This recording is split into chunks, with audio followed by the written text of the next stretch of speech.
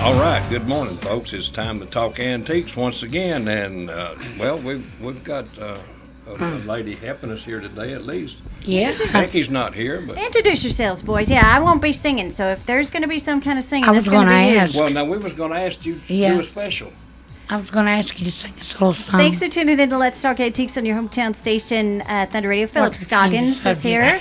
Hi, Philip. Hello. Are you going doing? to sing? Yeah, no, not today. Okay, because they think somebody just is. in the shower.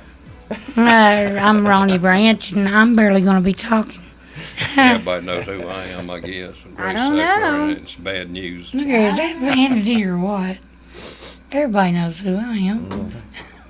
All right. Well, this week, this week the Kentucky Derby ran. So did y'all win or lose big on Justify? I didn't This bet, you know. I don't even buy lottery tickets Yeah. because I'm not lucky. I just didn't keep my money in I my thought I was the pocket. only one in the world didn't. I've never bought one. Now, I take did. it back. I bought my mother a couple of Powerball tickets, Yeah. but I've never personally bought a lottery ticket. Oh well. Yeah, me That's either. when we never won, isn't it? Yeah, that's the reason we've never won. No Maybe- pain, no gain. Maybe someday. Yeah. So I actually this week I'd even forgotten what day the the Derby was running, and Now, Fran Phil. Gray walked in the office, and she was like, who is it? Is it running yet? And she had me turn on the TV right in time to watch it happen. So Wow. so we got it was only what 2 minutes or so long. So it's Yeah. you can it's not like committing to a football game. So so you can watch it pretty quick. So. Yeah, it's a big money game.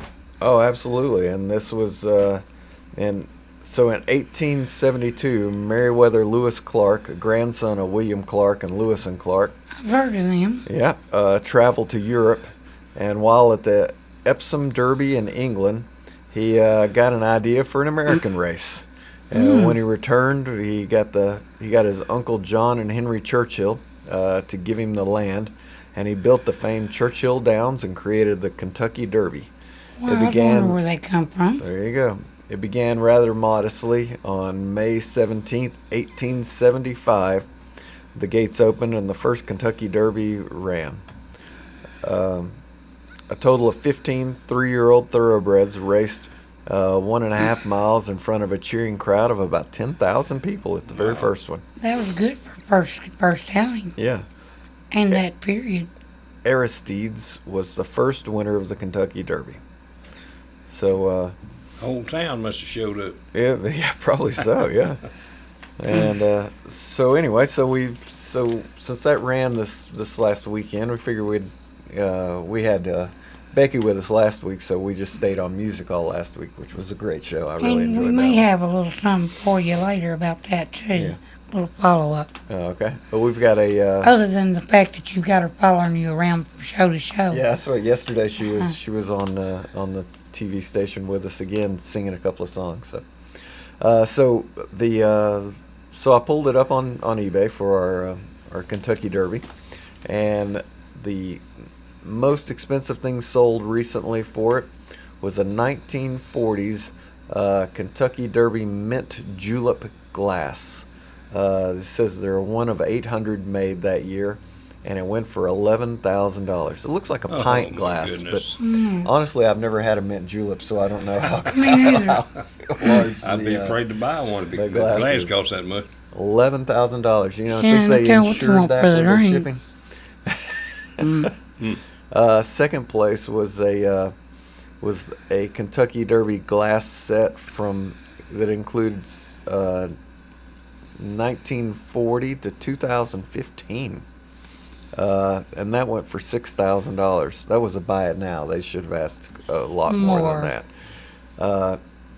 Third place would be a 1938 Kentucky Derby glass that had 3 bids on that. Went for $4,200.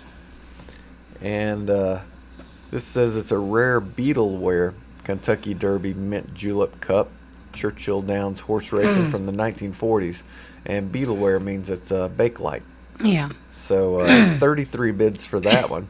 It went for $2,800. And it's just like David. $2,800. I've got some Titans cups, Yeah, from when I used to go to the games all the If time. they ever have a winning season, you might Man. have something. Sell them during the Titans game. Well, these are from the 1940s, so Yeah. that's what It's like David says, when 70. something's going on, holidays or, that's the time to sell what you have. If I can get my kids to hang on to the Titans cups where they're 80 years old before they sell them, they can get $2,000 for them. Where I paid $8 or $9 for Yeah, them. how old would that make them?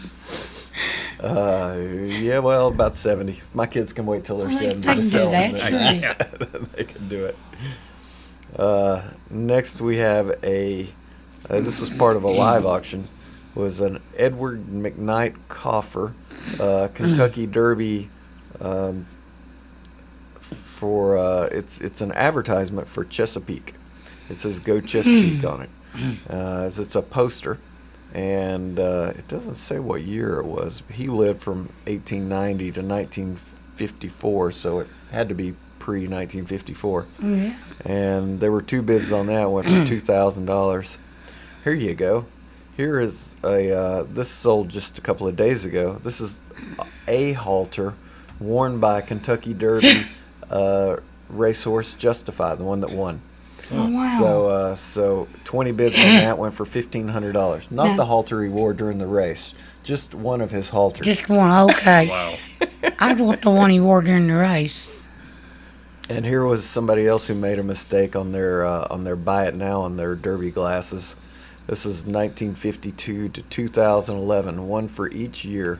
$1,500 was the buy it now on that, and they should have sold it for a lot more. What is it with these jiggers and these liquor mugs and all that during the Derby? Does everybody just sit around and get drunk? I think that's part of the attraction. The I mint think so. julep, which, like I say, I've never had a mint julep, so I don't entirely understand the thing. Me neither. Here's a halter from Marcanos, who was the 2011 Kentucky Derby winner, second fastest Kentucky Derby winner in history. $700 for that halter. So. The other one brought 15, some more- you said, I believe. Yeah, some other. Well, that was the one who won Yeah. this last weekend. Here's a 1985 Kentucky Derby Festival limited edition boxed pin set. So this has the little lapel pins from 1973 to 1990. 2 bids on that went for $650. Here's some more glasses from 45. They went for $600 each. Here's another set of. Here's a lot of pins. They don't say how many. 1, 2, 3, 4, 5, 6, 7, 8, 9, 10. So it's 30 pins from the lapel pins from the Derbies. That went for. They were asking $800 and took a best offer that was somewhere between $500 and $600.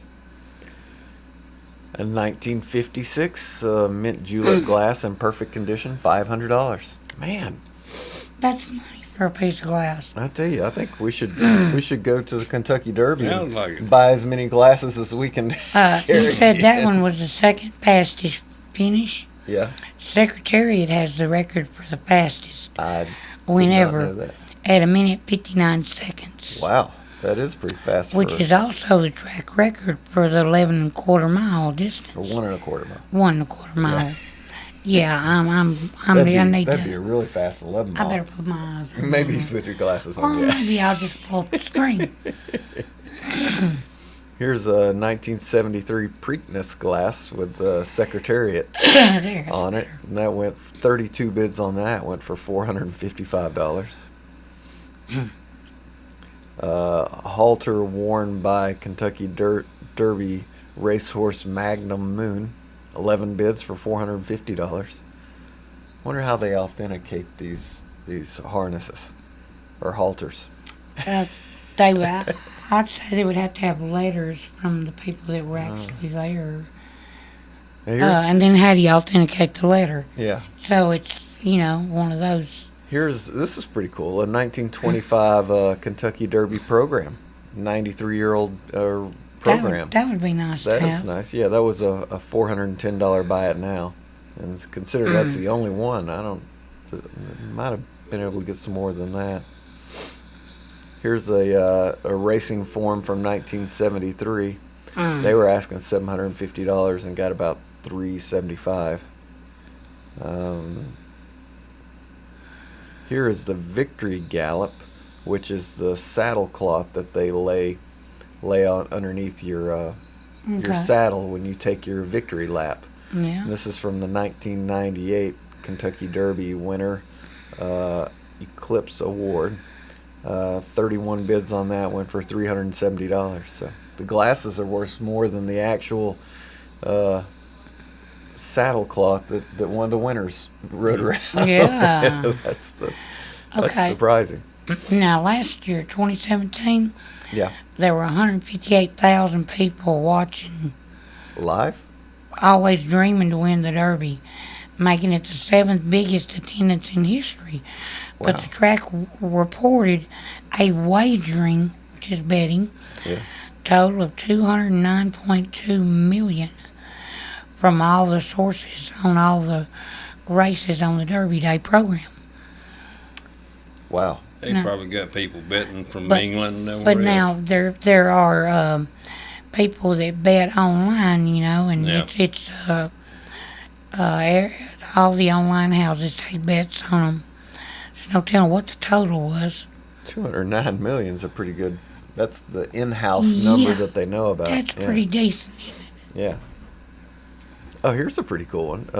1930 Kentucky Derby admission ticket.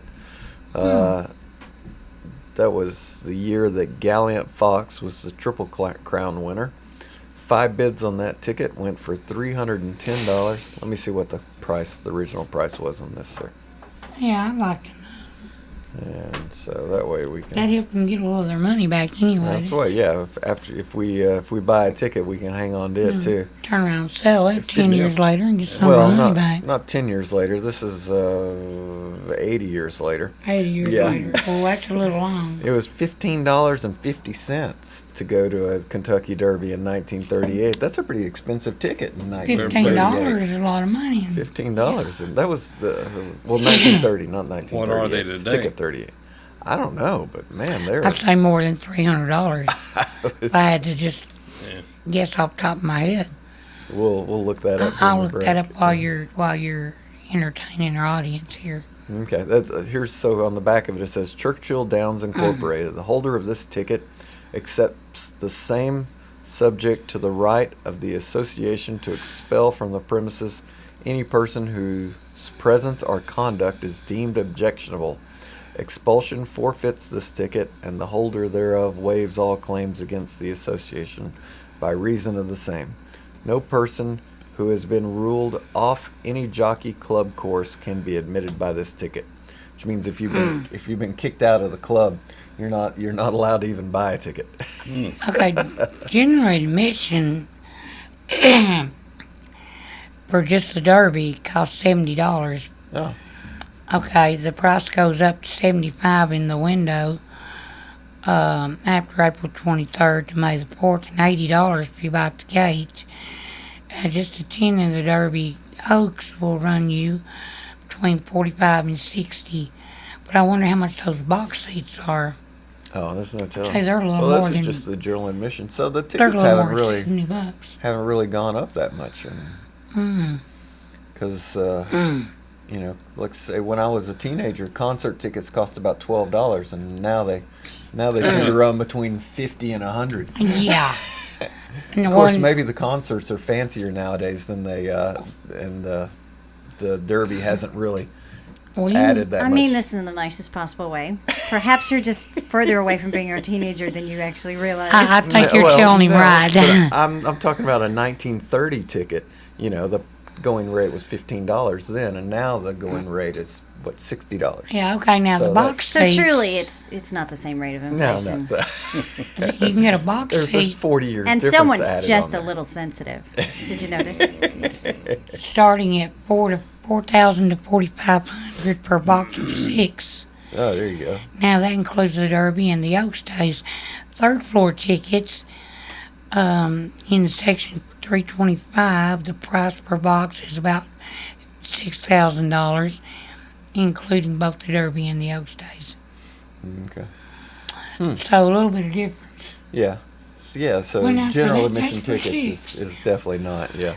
So, about what? Oh, let me, oh, $1,000 sorry. a piece. This is a box ticket that was $15. There you go. So there you Okay. go.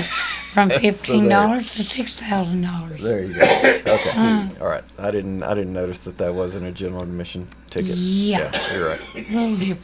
So they have increased a little bit. And that's the second floor. So, all right. Well, let's see what else. Let me jump back to where I was. Here's a 1973 Kentucky Derby Pegasus pin. $300 for that one pin. Okay, well, how much did you say those mint julep glasses were?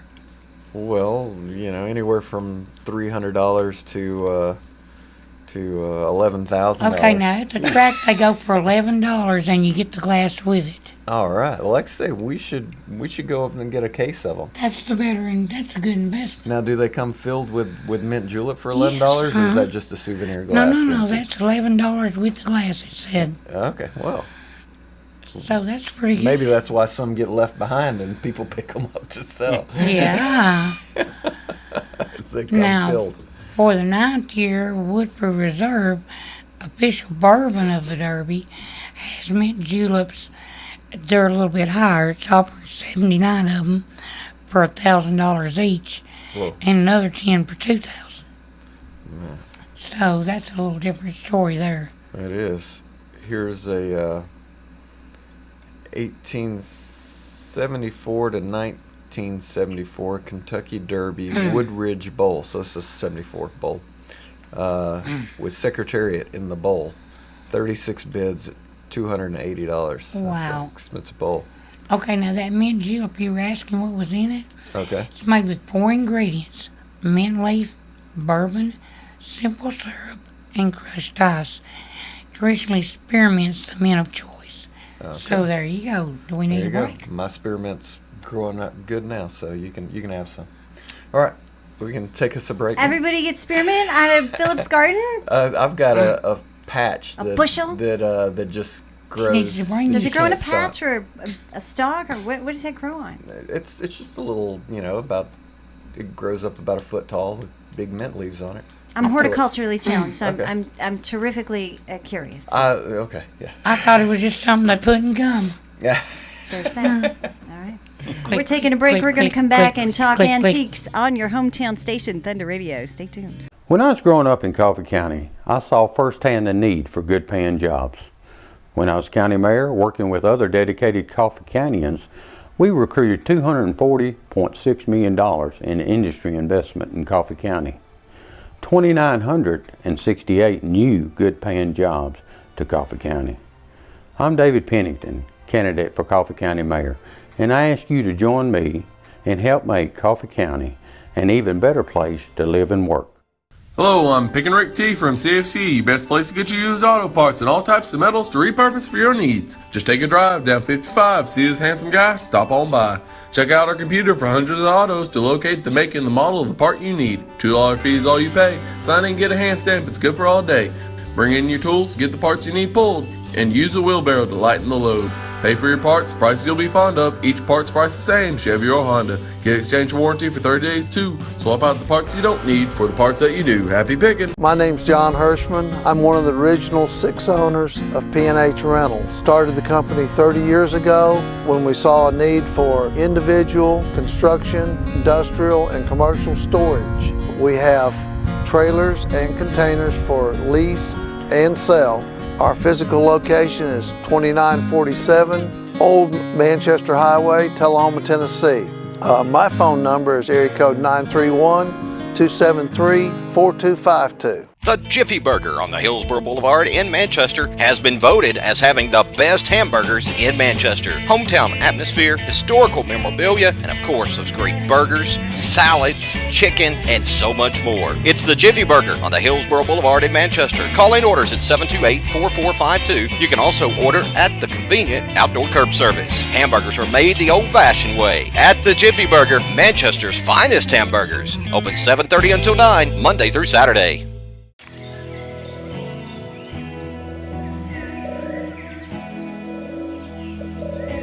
The day the Lord created hope could be the same day He created spring. Springtime's here. It's a good time to get our air conditioners checked out before those hot summer days get here. We've been here for a little over 35 years. It's been our pleasure to serve our community. We'd like to thank you for Tullahoma's finest, and from all of us to all of you. Thank you! All right, folks, we're back with Let's Talk Antiques, so let's do some talking, boys. Okay. All right, well, let's figure that's enough derby for us. Yeah, now, last week when Becky was here, we promised you we were going to give you some prices on some violins or fiddles. You never know which one. Becky done a good job at showing the difference between a fiddle and a violin, didn't she? She really did. Yeah. But the biggest thing we want to talk about is a Roy Acuff fiddle. That's right. It was almost, we almost lost. So a rare fiddle once owned by the late country music legend Roy Acuff was unveiled at the Mountain Music Museum in East Tennessee on May 1st, but not until almost being sold in Kansas City Goodwill auction. Oh my goodness. A member of the family donated the instrument to Goodwill in Kansas City without realizing its historical significance. Good heavens. I never thought that when I gave one of my granddaughters the fiddle, it would end up by accident in the auction, said the fiddle's owner, who's Lamar Peak. It's not a glamorous piece. It shows a lot of wear, but the sound is beautiful. It'll make the hair on the back of your neck stand up. The fiddle was one of several instruments he inherited from his brother, Bobby Peak, who was both a player and collector. Bobby had bought the fiddle in an Alabama pawn shop in 2001. My brother really cherished this piece, Lamar said. The fiddle received national attention in January when bidding for the fiddle on Goodwill's auction online site reached $8,200. Yeah. That would like be something that would catch your attention on a But Goodwill you know, there auction was some site. unhappy bidder there. Yeah. When word got out to Peak that the fiddle was being sold at auction, he called Goodwill executives in Kansas City. I just told them about the accident and how it happened, he said, and they were really nice about it. When Bobby gave his collection to me, I agreed that I wouldn't let anyone aside from the family own it. And so Goodwill gave the fiddle back. Goodwill, Lucky. That was really nice Yeah, of so it them, was- because they didn't have to. no, and they also is, just a good thing that somebody noticed. Yeah. We got that right. Goodwill appreciates how valuable this fiddle is to the music lover. Kevin Bentley, interim president and music CEO of history. Goodwill, said in a statement, "It is also a family heirloom that came into our possession by mistake, and because of that, we have honored the request to return this item." After learning about the fiddle, the Mountain Music Museum approached Peak to see if he would consider loaning the fiddle to be displayed as part of an existing Roy Acuff exhibit. One thing I learned from this is that there are museums interested in these things, Peak said. I would have never dreamed one of the fiddles would be in a museum. I would like the public to see Never and dreamed it possibly would. hear them. I believe my brother would be pleased. So the musical instrument is loaned by Peak in memory of his late brother to the museum for a one-year display. Several other museums have contacted Peak about displaying the instrument, including the Grand Ole Opry. Now, this museum, it's in Kingsport, Tennessee, isn't it? I believe that's just a short, it's not a long drive Yeah, that's true. to go see Roy's fiddle. That's pretty nice. Well, if it comes to the Grand Ole Opry, that'd be even shorter drive though. And it wouldn't be the first time the fiddle would be associated with the Grand Ole Opry. It says, I believe that's the fiddle he played on the Grand Ole Opry after the war, Peak said. It can't be verified, but I believe he played that fiddle on the Opry for years. I looked at some of the old YouTube videos to see if I could tell. Yeah. I really couldn't decide either. Acuff, who died in 92, was known as the king of country music and is often credited with moving the genre from its early string band sound to a more singer-oriented format. In 1952, Hank Williams told a music critic, "He's the biggest singer this music's ever known. You booked him, and you didn't worry about the crowds for drawing power in the South. It was Roy Acuff and then God." Yeah, they called him the king of country music. Yeah.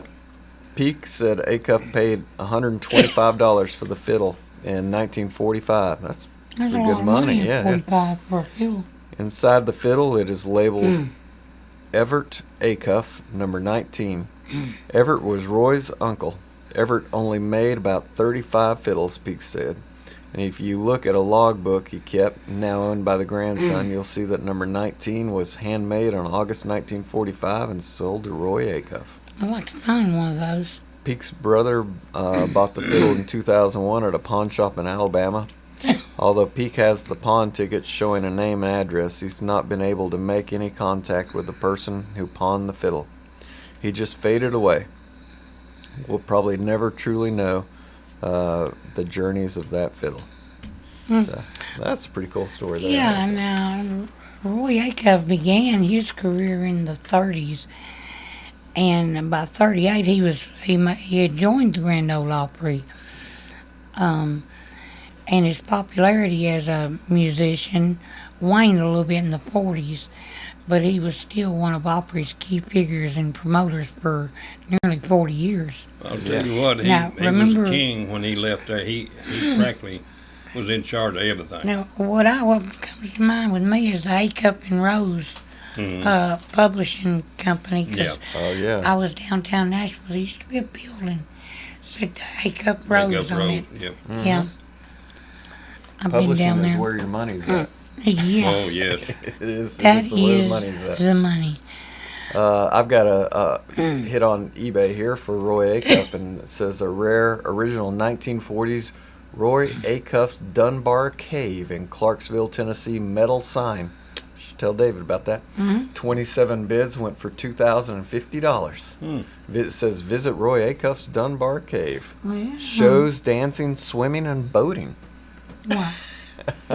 Roy must have been a really good promoter. He was a pretty sharp man. I never will forget, he told some of us out backstage with Dad, I think, he said that these folks can't wait for me to pass on so they can change the floor mat of this place. Oh, they did. He knew, You don't hear no Roy Acuff style music hardly anymore from the stage. Here's a Roy Acuff, Roy Acuff, Wanda Jackson, Loretta Lynn, Roy Clark, Grand Ole Opry concert poster. It's one of those hatch print things. Yeah, now look at that lineup of characters they had there. 1962. Yeah, that's quite a lineup. That would cost you some money to see all them together. Well, it's cost you $150 for the sign. That'd probably cost you more than that for a ticket. Here's a country music legend, Roy Acuff, Grand Ole Opry Stetson crocodile shoes with a certificate of authenticity. So the shoes didn't bring that much, though. They were asking $300, and they took a best offer somewhere between $150 and $75. So. Yeah, I'm gonna run out and get me some crocodile shoes too today. Let's see. Here's a Roy Acuff signature case knife. Excuse me. Excuse you. Sorry, allergies this morning.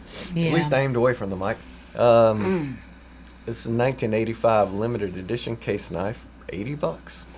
Well, that's nice. Ain't that cheaper than knife? Yeah. Here's a nice Case in a box. Yeah, and there's a Roy Acuff folding knife with wooden musical box, model 5215S. That's 23 bids on that, but it only went up to $71. But That's cheap. yeah, and here's a 45 single, Roy Acuff Jr. I wish it were me, and the B-side was Turn That Frown Upside Down. it's a radio promo copy.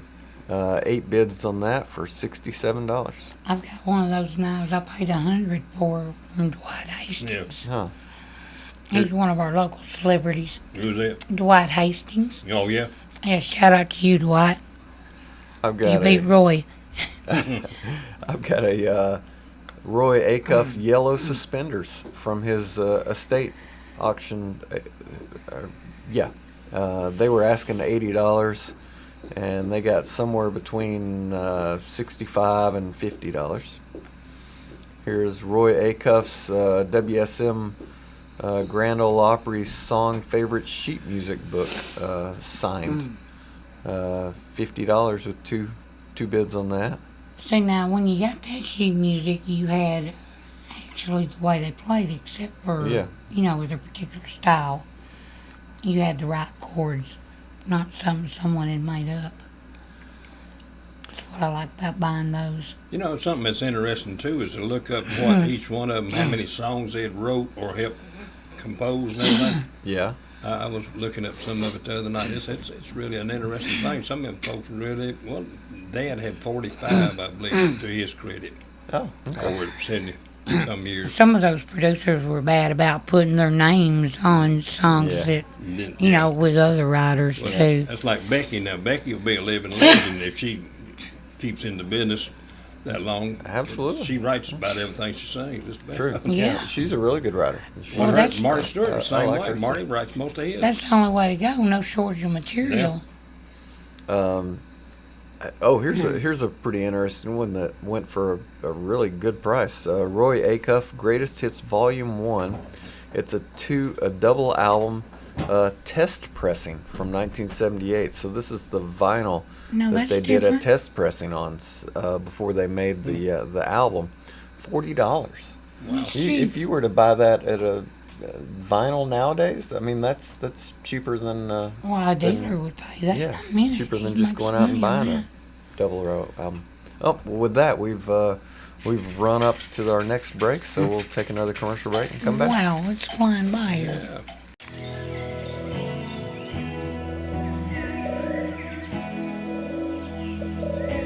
The day the Lord created hope could be the same day He created spring.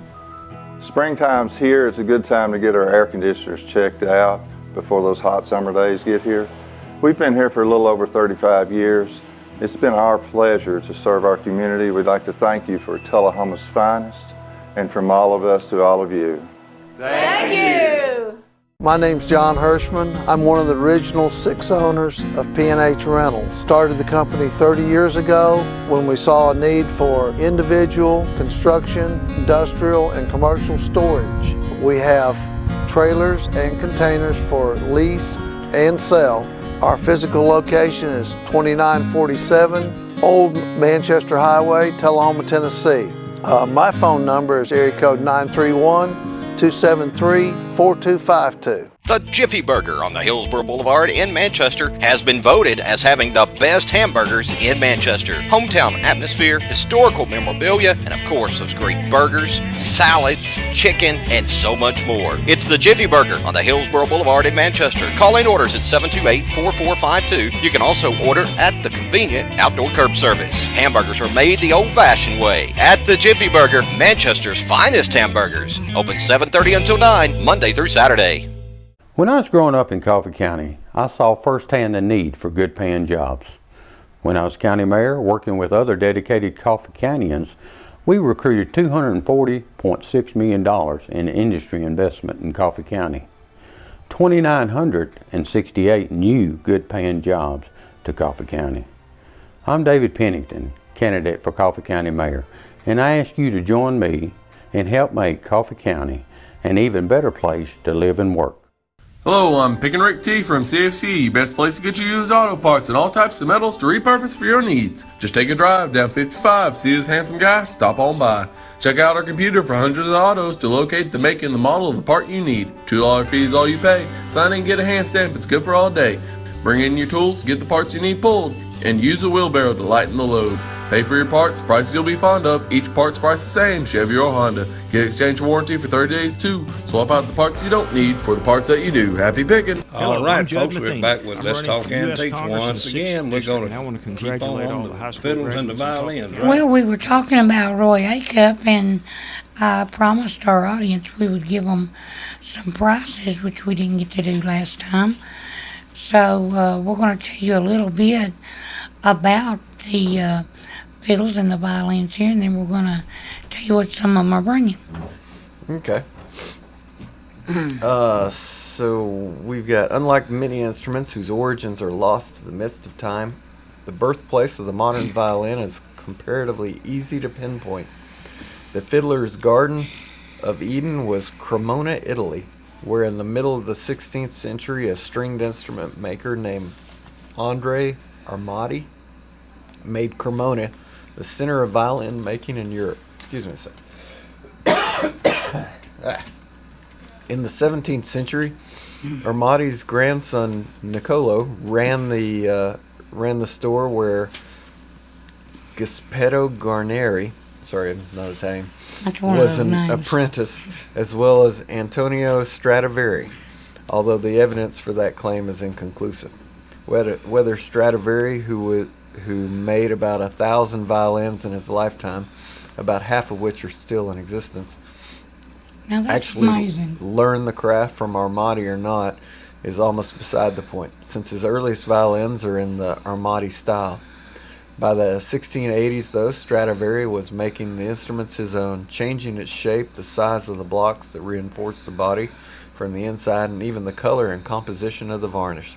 So Stradivari were like the innovative style that kind of set the design Yeah, standard. and it's amazing that nearly half of what he made is still in existence. Yeah, It goes to show you that people pretty crazy. love those instruments and took care of them. I tell you, you can tell the difference in a Stradivarius and the others, I'm sure, and just like a Martin or a... Right. Yeah. You can tell a big difference, and Philip's going to tell you why here. Well, they said that the people believe that the varnish used on Stradivarius violins may have been the secret sauce that made their sound so exquisite and their construction so enduring.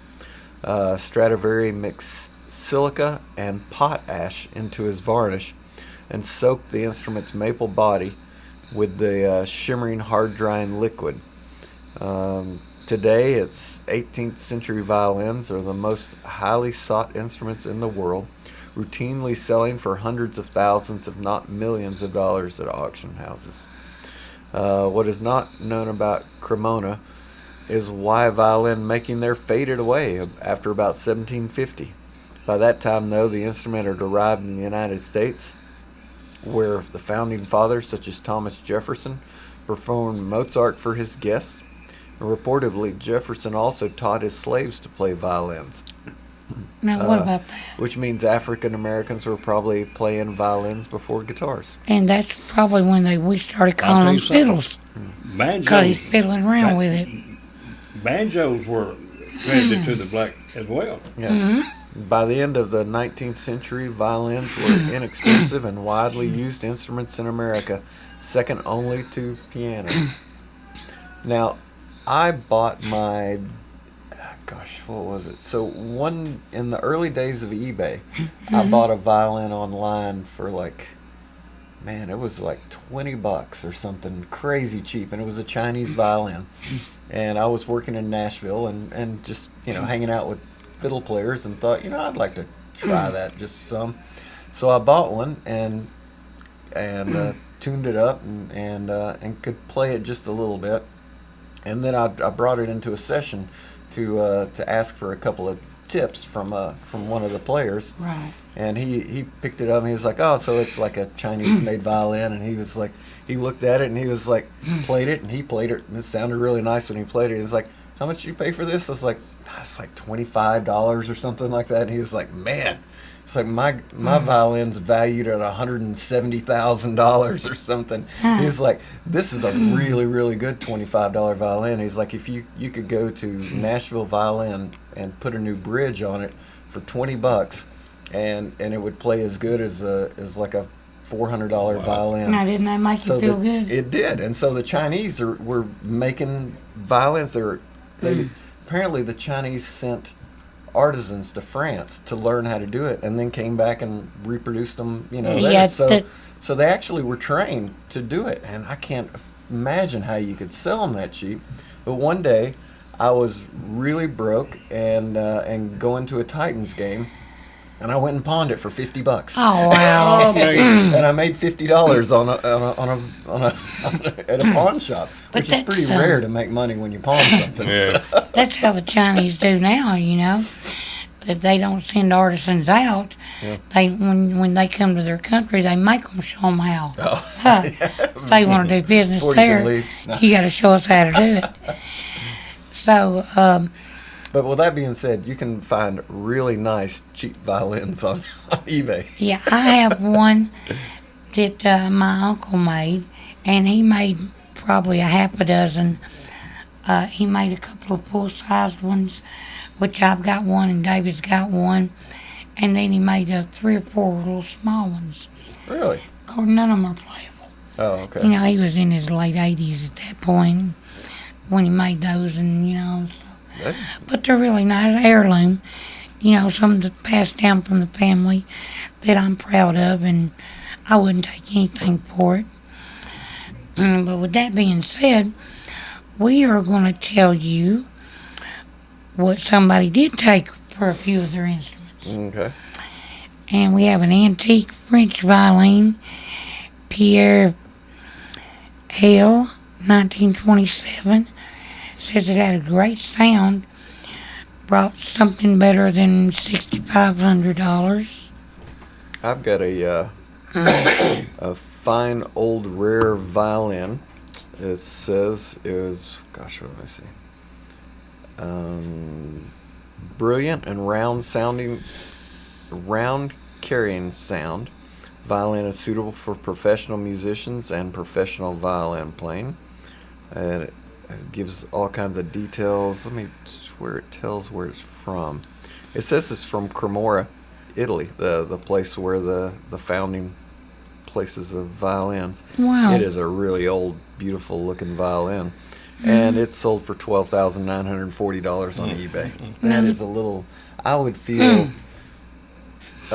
nervous about spending $12,000 on an instrument on eBay that I'd never played. But I assume that this person has legitimate rating. When I was able to play, I always liked to play the guitars before I would ever buy I them. worked for 2 little old boys one time, the Moore brothers, and I forgot where they're out of now, but anyway, they bought a tour bus and everything. We went on the road with them, and they were very talented. They had a hit record, I can't remember the name of it now, but anyway, them boys went on to be Branson stars with Roy Acuff, not Roy Acuff, but Porter Wagner's banjo picker. Anyway, my granddaughter, no, not my granddaughter, my daughter that passed away, she was about 5 years old when she watched them kids play that fiddle, and she thought, now I want one of them. So we bought her a little old $100 fiddle, Yeah.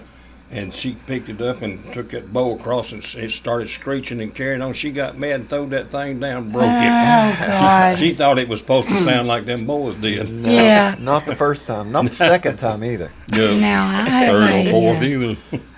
I have a very fine old Italian violin that was made in 1843, and it's in a case, and it's a darker color. I couldn't tell you exactly what that is without pulling up the description, but it brought $5,890 after 42 bids. Yeah. Oh, and the $12,000, almost $13,000 violin here that it was from Germany. I checked out the seller, and he has sold several $10,000 range cellos and musical instruments. Wasn't So the he's same guy that from made Ferd- Becky's, was it? No, I don't believe so. This is All my kids were pretty much talented with singing, but the musical end of it, they just didn't seem to ever take up. Yeah, it takes a little bit to play. Oh, and I got Terry, the one that's a bondsman here in town. I'm telling you what, that boy got a voice and a half, and I got a daughter that's got a voice and a half. Yeah. I have a beautiful old master violin by J.B. Collin Meslin, has a certificate included with it. Brought $5,600 on a buy now, and it is a good-looking instrument. I've got a very fine Italian Comemorative violin. It's only from 1989, Oh, I didn't. and it brought somewhere between $8,000 and $6,200 on that. So That's big money for one then. It's from Italy. Huh. Here's a bow. You know how she was talking about bows can be really expensive. Yes, yeah. I was going to look up some bows here in a minute. A That fine, was kind of shocking. fine me. old German Oh, violin. yeah, the bow is every bit as important as the fiddle you're playing. I just never put that together. An Albert Nernberger bow. Doing good. 27 bids, $6,100 for the bow. Wow, must be a German bow. Yeah, it's what it. You read the description, Slacker. Yeah. Hey, that was what? No, I didn't Nuremberg? read it. I can't even see it with his glasses. Albert Nernberger. Nuremberg, okay. I just So- looked at the I cannot They quite. gave it away. I can't imagine. I can't imagine that big a difference in bows. I can't either. I mean, it's mean- got to be a material some way. I'm sure the wood, the shape. it's just you know. horsehair. Yeah, Or at least I assume it's still horsehair. It might be something else by now. But, I could not tell you. Yeah, I don't know. I guess it's horsehair that they make it out of. I have no clue. Now I have another Italian violin, Leonardo Bisacci from 1906, brought $5,000 after 37 bids. How about that? Are we going to take another commercial We're going to take break just a here? quick break. Okay. Sorry, I let you go a little too long. All right. Just quick. It's going to be quick. Like if you blink. If you blink, you might miss it. All right, so don't blink, y'all, and we'll be right back. Give me the staring contest. There it is. You tuned into your hometown station, Thunder Radio. Let's Talk Antiques. Coming right back. My name's John Hirschman. I'm one of the original 6 owners of P&H Rentals. Started the company 30 years ago when we saw a need for individual, construction, industrial, and commercial storage. We have trailers and containers for lease and sell. Our physical location is 2947 Old Manchester Highway, Tullahoma, Tennessee. My phone number is area code 931-273-4252. Hello, I'm Pick and Rick T from CFC, best place to get you used auto parts and all types of metals to repurpose for your needs. Just take a drive down 55, see this handsome guy, stop on by. Check out our computer for hundreds of autos to locate the make and the model of the part you need. $2 fee is all you pay. Sign in and get a hand stamp, it's good for all day. Bring in your tools, get the parts you need pulled, and use a wheelbarrow to lighten the load. Pay for your parts, prices you'll be fond of. Each part's price the same, Chevy or Honda. Get exchange warranty for 30 days too. Swap out the parts you don't need for the parts that you do. Happy picking! When I was growing up in Coffee County, I saw firsthand the need for good paying jobs. When I was county mayor, working with other dedicated Coffee Countyans, we recruited $240.6 million in industry investment in Coffee County. 2,968 new good paying jobs to Coffee County. I'm David Pennington, candidate for Coffee County Mayor, and I ask you to join me and help make Coffee County an even better place to live and work.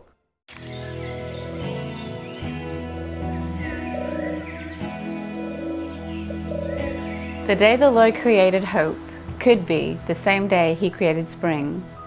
Springtime's here. It's a good time to get our air conditioners checked out before those hot summer days get here.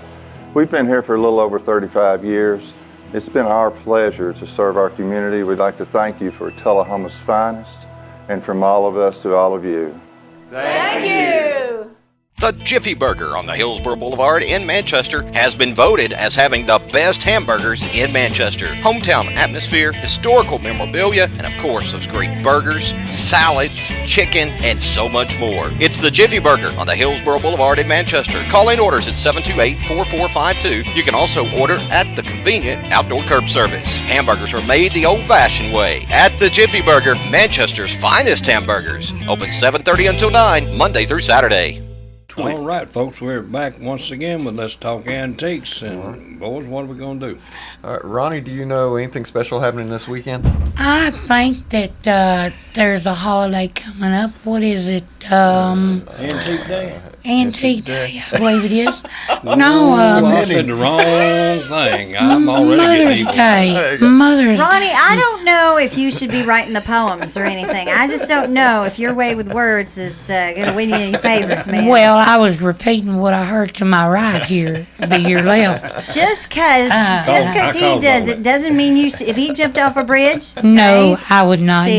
it because that would get me in more trouble than I'm already in. Okay, well, So we've got Mother's Day coming up, and with that, we can't leave without saying a word. And it's like I was saying, David said that the holidays is always the time to sell your collectibles for that occasion. So with that, we're going to give you some prices on some Mother's Day Well, now, collectibles. the mothers may be wanting to get us some of those babies that they've collected over the years. They probably Look at want it to that get rid way. of them. yeah, but Jane Wooster Scott, Mother's Day Celebration Oil on Canvas painting is the top selling thing. It was they were wanting $4,500 and took a best offer. Here you go. This is your real Mother's Day item, though, is a classic changing color home jukebox for Mother's Day with 300 CD holder. Now, that was from a $2,500. Mother's Day sale, There wasn't you go. it? That's kind of an unusual. I Here's, have Oh, sorry. Go ahead. I got a vintage Swiss musical box with a key. It works. Brought $227.50. I've got a heavy Iranian fine gold Mother's Day cufflinks. Seems kind of, I don't... Cufflinks, that seems like a Father's Day item women to do me. wear cufflinks. Women, They're women used to wear they cufflinks do. more than they do now, I'd say. Okay, now- $1,900. Those are Wow. from the UK. All right, you got one more, guys? I got a vintage Mother's Day Avon collection. Plates mixed with a lot of 15 love kids hearts from 1980, $95. There you go. And Well, with there that, it is. happy Mother's Yeah, Day happy out to all the Mother's Day moms to out there. And I'm going to tell it to mine. Happy Mother's Day, Mama. There it is. Thanks, guys. The guys will be back next week talking antiques on your hometown station, Thunder Radio.